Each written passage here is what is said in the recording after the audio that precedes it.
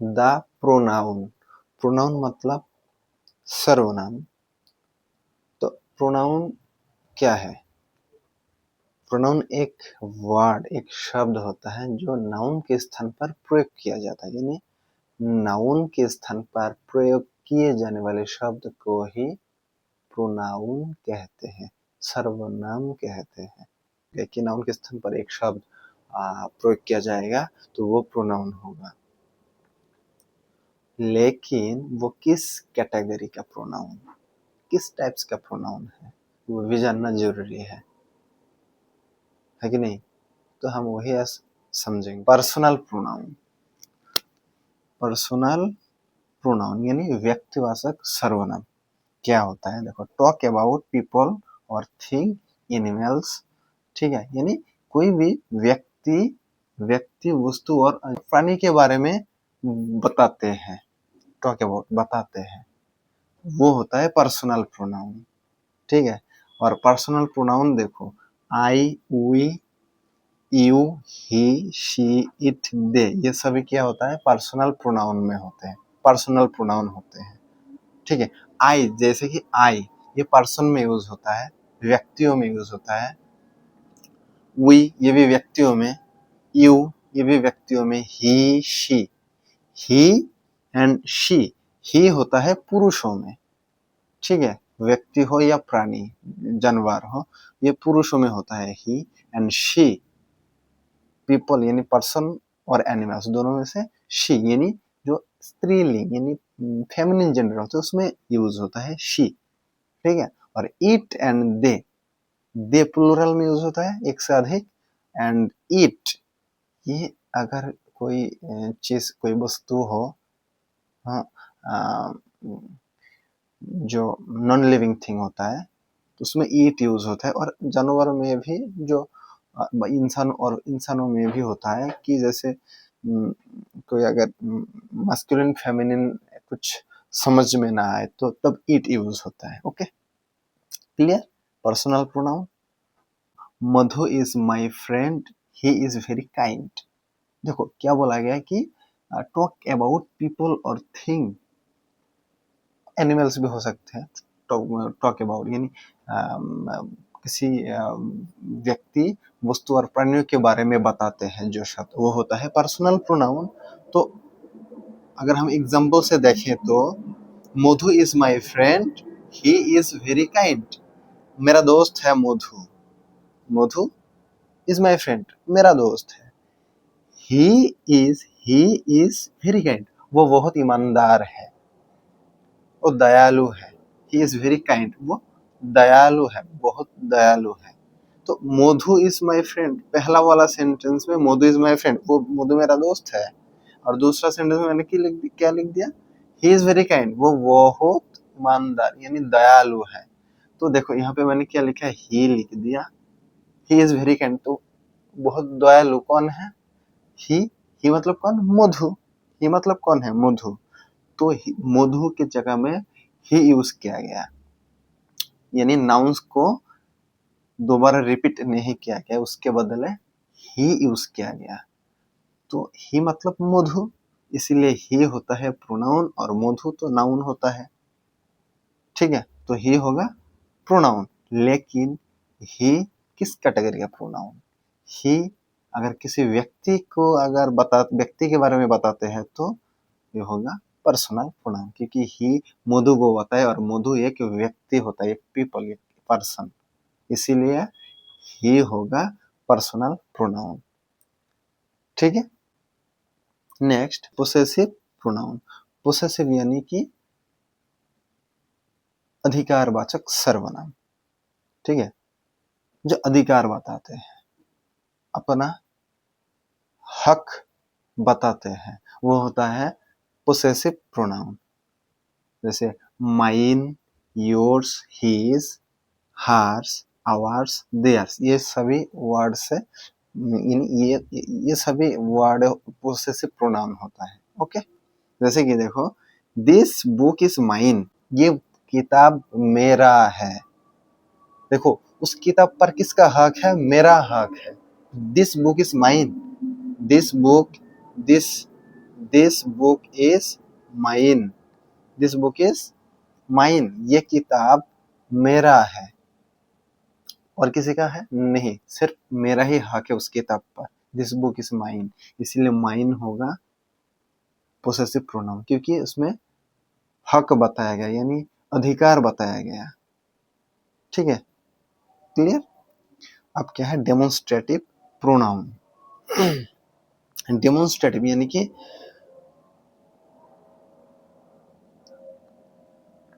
संकेतवाचक सर्वनाम।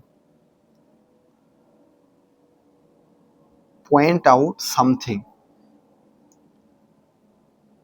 किसी चीज पर इशारा करता है जो शब्द, यानी जो शब्द किसी वस्तु पर, कुछ भी हो सकता है, किसी वस्तु पर जब इशारा करते हैं तब वो होता है डेमोन्स्ट्रेटिव प्रोनाउन। हम अगर इशारा से अगर कुछ हम अगर दिखा कर हम बोलेंगे ये चीज लाओ, ये चीज दिखाओ, ये कितना है, ये 2 है, ये 4 है, ये 1 है, ऐसे अगर इशारा करके हम बताते हैं तो तब होता है डेमोन्स्ट्रेटिव प्रोनाउन। यानी पॉइंट आउट समथिंग, किसी चीज पर पॉइंट कर देना, पॉइंट करना कि ये फोन लाओ, ये यानी डस्टर उठाओ, या फिर अगर दुकान में जाते हैं हम तो क्या कहते हैं कि वो टॉफी, बच्चे लोग जाते हैं साथ में, क्या है वो वाला टॉफी चाहिए, वो वाला, ये टॉफी में, तो पॉइंट करके बताते हैं। तो अगर पॉइंट करके अगर बताए तो, इशारा करके अगर बताए तो वो होता है डेमोन्स्ट्रेटिव प्रोनाउन। जैसे this, that, this and those, ये सब में होता है डेमोन्स्ट्रेटिव प्रोनाउन। ठीक है, देखो दिस आर माई शूज, ये सब मेरा जूते है। तो देखो इधर कुछ पॉइंट किया गया है, किसको, चप्पल यानी सॉरी जूते को, शूज, जूते को पॉइंट किया गया, लेकिन जूते कितना है, अगर शू में अगर एस है यानी प्लूरल है और यहाँ पे आर है तो ये अक्सर एक से अधिक है, प्लूरल है, तो तब दिस होगा, TSES, दिस, ये वाला दिस होता है, ये प्लूरल में यूज होता है। तो पॉइंट किया गया कि दिस आर माई शूज, ये सब मेरा जूते हैं, तो दिस होगा, ये दिस होगा डेमोन्स्ट्रेटिव प्रोनाउन। ठीक है, this is a blue marker, this is a this is a blue marker, तब होगा डेमोन्स्ट्रेटिव, क्यों, मैंने पॉइंट किया, इसी मार्कर को पॉइंट किया, इशारा किया इसी मार्कर को, ब्लू मार्कर, यानी 2 मार्कर है मेरे पास, this is a blue marker, तो मैंने इसको इशारा किया, इसका मतलब तो ब्लू मार्कर मतलब ये तो नहीं, तो यही होगा, तो ये होगा ब्लू मार्कर, यानी दिस मैंने बोल दिया क्योंकि एक ही है, TSIS दिस, ये TSIS दिस यूज किया, this is a blue marker, तो अब ये होगा, इसमें जो दिस यूज किया गया वो होगा डेमोन्स्ट्रेटिव प्रोनाउन, क्योंकि एक ही किसी वस्तु को इशारा किया गया, पॉइंट किया गया। Okay, clear. रिफ्लेक्सिव प्रोनाउन, यानी रिफ्लेक्सिव प्रोनाउन का मतलब होता है निजवाचक सर्वनाम। ठीक है, ये क्या कहते हैं कि reflect back to the subject, ये वो प्रोनाउन जो क्रिया को सब्जेक्ट की ओर लौट आते हैं।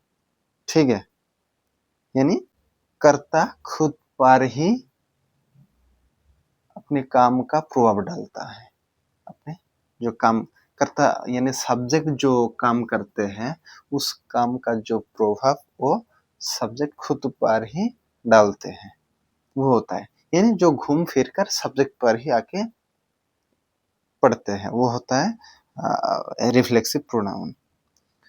जैसे you should do your homework by yourself, you यानी ये होता है सब्जेक्ट, तो you should do your homework by yourself, यानी तुम्हें अपना काम खुद से ही करना चाहिए।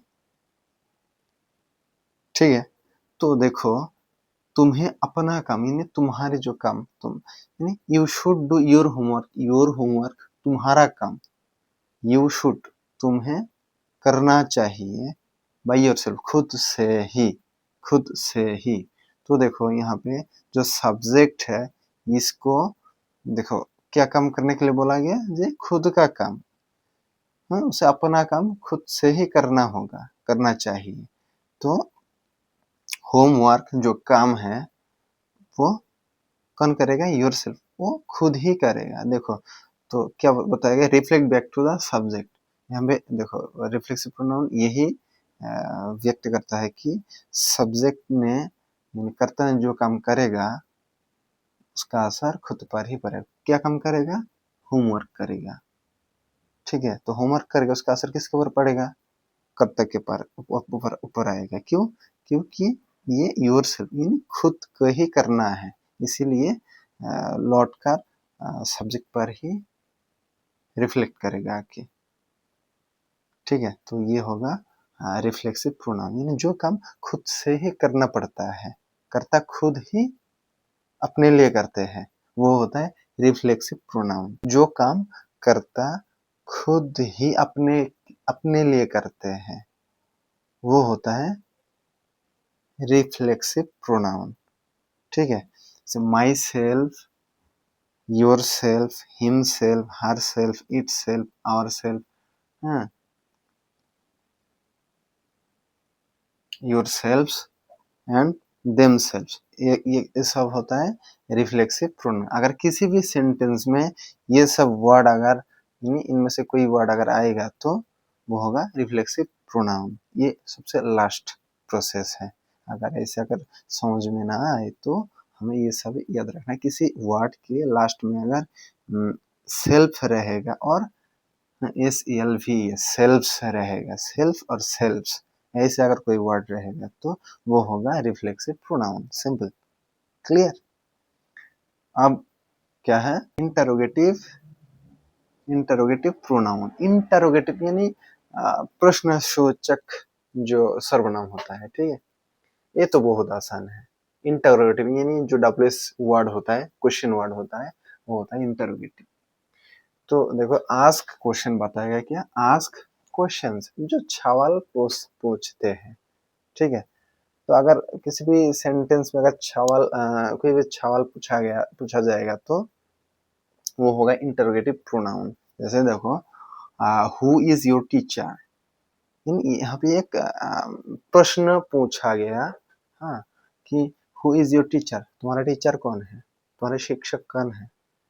तो देखो हु, शिक्षक कौन है, हु कौन है, तो सवाल पूछा गया हु, तो ये हु होगा इंटरोगेटिव प्रोनाउन। अगर ऐसे वर्ड आएगा तो, यानी WS वर्ड आएगा तो सेंटेंस में तो होगा, यहाँ पे इस सेंटेंस में प्रोनाउन क्या है, हु, क्योंकि ये सवाल पूछा गया, और ये होगा इंटरोगेटिव प्रोनाउन, क्योंकि इंटरोगेटिव मतलब ही प्रश्नसूचक, प्रश्नवाचक जो भी है, तो हु होगा इंटरोगेटिव प्रोनाउन। ओके, और देखो who, whom, what, whose, which से, ये इन सभी वर्ड से अगर कोई वर्ड सेंटेंस होता है तो वो हमें उस सेंटेंस में इन सभी वर्ड को ढूंढना है। Who, whom, what, whose, which कहाँ पे है, अगर वो है तो हम उसे अंडरलाइन करेंगे और वही होगा इंटरोगेटिव प्रोनाउन। क्लियर, ये बहुत आसान है। Next, relative pronoun. रिलेटिव ये सेंटेंस, एक सेंटेंस से दूसरे सेंटेंस को जॉइन करता है, ठीक है। पहले सेंटेंस से, फर्स्ट सेंटेंस से सेकंड सेंटेंस को, एक दोनों सेंटेंस को जॉइन करता है, ये होता है रिलेटिव प्रोनाउन, ठीक है। जैसे कि the boy, the boy who, the boy who is singing is my brother.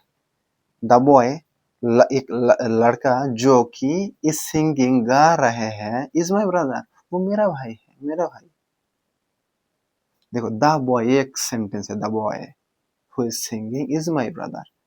तो देखो यहाँ पे दो सेंटेंस है, the boy and is singing is my brother, गाना गा रहे हैं, इज माई ब्रदर मेरा भाई है। तो द बॉय वो लड़का, लड़का, तो ये एक सेंटेंस है। लेकिन ये दोनों सेंटेंस को आपस में जोड़ दिया, ज्वाइन कर दिया एक वर्ड, वो होता है हु, इसलिए हु होगा रिलेटिव प्रोनाउन।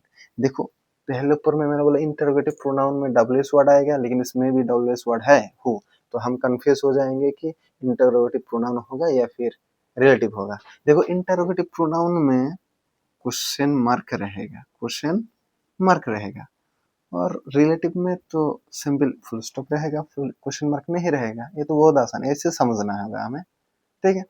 दोनों में अगर रहेगा डब्ल्यूएच वर्ड तो हम कंफ्यूज हो जाएंगे, लेकिन उसको क्लियर करेंगे ऐसे कि अगर क्वेश्चन वर्ड यानी क्वेश्चन मार्क रहेगा तो वो इंटरोगेटिव प्रोनाउन होगा, अगर क्वेश्चन मार्क नहीं है तो वो रिलेटिव होगा। और एक बात है कि रिलेटिव में क्या बताएगा कि ज्वाइन सेंटेंस, दो सेंटेंस को ज्वाइन करेगा जो शब्द, वही शब्द होगा रिलेटिव प्रोनाउन। इसका मतलब है जो जो प्रोनाउन सूचक शब्द होगा वो शुरू में नहीं रहेगा, जो सेंटेंस दोनों सेंटेंस के बीचों बीच रहेगा, यानी उसी वर्ड ने दोनों सेंटेंस को आपस में जोड़ेगा, तो बीच में रहेगा, है कि नहीं। तो ये होगा रिलेटिव प्रोनाउन, क्लियर। लेकिन अब इंटरोगेटिव में तो ऐसा नहीं होगा, क्योंकि हु पहले आएगा, है कि नहीं। तो ये तो इसमें जोड़ने वाला कोई काम है ही नहीं, ज्वाइन करने वाला कुछ काम है इस इंटरोगेटिव में नहीं है, तो ज्वाइन करने वाला अगर काम है तो वो होगा रिलेटिव प्रोनाउन में, क्लियर। अब इंडेफिनिट प्रोनाउन, इंडेफिनिट यानी कि अनिश्चित सर्वनाम, प्रोनाउन मतलब सर्वनाम। ये इंडेफिनिट प्रोनाउन वो प्रोनाउन होता है जो किसी व्यक्ति, वस्तु, स्थान के नाम को स्पष्ट रूप से नहीं बताते, बल्कि सामान्य रूप से इशारा करता है, सामान्य रूप से इशारा करते हैं, वो होता है इंडेफिनिट प्रोनाउन, क्लियर। देखो someone is knocking at the door, हम अगर इसमें अगर समझे तो someone is knocking at the door इसका मतलब है, देखो कोई दरवाजा में खटखटा रहा है, कोई दरवाजा खटखटा रहा है, तो कोई मतलब कौन है, someone, किसी का नाम नहीं है, ठीक है, लेकिन सामान्य रूप से इशारा किया गया कि कोई आके दरवाजा खटखटा रहा है, लेकिन कौन खटखटा रहा है ये नहीं बताया गया, वो बताया गया ही नहीं क्योंकि इंडेफिनिट है, ठीक है। तो someone is knocking at the door, कोई दरवाजा खटखटा रहा है, तो कोई खटखटा, कोई मतलब कोई है, हमें नहीं पता कौन है, लेकिन someone, तो इसीलिए ये होगा इंडेफिनिट प्रोनाउन, ठीक है। और उसी तरह देखो someone, anyone, everyone, nobody, somebody, anything, कोई वस्तु जिसमें anything थिंग यूज होता है लास्ट में, देखो anything है तो कोई भी समथिंग कुछ भी हो, तो nobody, anybody है, anyone, someone है, कोई एक, anyone कोई एक, everyone सबने, सभी ने, someone कोई, कोई, someone कोई, तो ये सब क्या होता है, इंडेफिनिट प्रोनाउन होता है, ये सेंटेंस में रहेगा, है। तो हम इसको देख के भी हम समझ सकते हैं कि ये इंडेफिनिट प्रोनाउन है। अगर नहीं समझ पाए तो सेंटेंस को पढ़ना है हमें, पढ़ के ऐसे ऐसे ऐसे देखना है कि पढ़ने के बाद कि someone is knocking at the door, तो दरवाजा, द डोर ये नाउन है, तो नॉकिंग यानी खटखटा रहा है, ये वर्ब है, नॉक साथ है आईएनजी, तो कंटिन्यूअस है, तो नॉक तो क्रिया जो काम कर रहा है, क्या काम कर रहा है, ये कौन कर रहा है, ये वर्ब नॉकिंग कौन कर रहा है, समवन कर रहा है, तो समवन कौन है, हमें नहीं पता कौन, तो अगर नहीं मालूम कौन है, कोई आइडिया नहीं है, तो यही होगा, क्या होगा, इंडेफिनिट प्रोनाउन। बस क्लियर, आज के लिए इतना ही काफी, फिर मिलेंगे अगले क्लास में।